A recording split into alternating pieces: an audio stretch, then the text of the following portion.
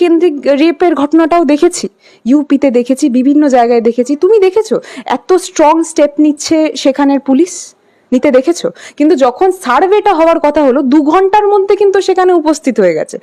মানে সেখানের পুলিশের কিন্তু সেই ক্ষমতা আছে নয়নিকা যে 2 ঘন্টার মধ্যে 1 ঘন্টার মধ্যে সেখানে পৌঁছে যাওয়া যায়। তাহলে যখন একটা মেয়ে রেপ হচ্ছে তখন সেখানে যাচ্ছ না কেন?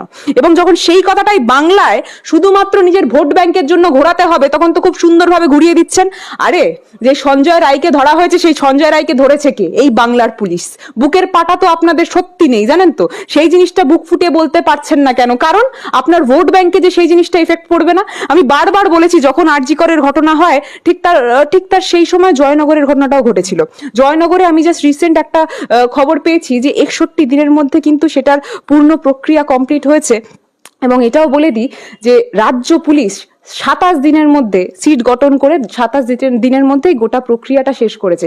এই ক্ষমতা তো ইউপিতে দেখলাম না। এই ক্ষমতা তো বিভিন্ন জায়গায় যখন এরকম নোংরা ঘটনা ঘটে নয়নিকা দেখতে পেলাম না। তাহলে এরা কিভাবে মুখ তুলে আমাদের সামনে আসে বলো তো? আমার সত্যি বাস্তবে এই প্রশ্নটা করতে ইচ্ছা করে, যদি কখনো শুভেন্দু অধিকারীকে বা ওনার দলের যে কোনো নেতাকে সামনে পাই না, এই প্রশ্নটা আমি বাস্তবে করবো, জানো তো?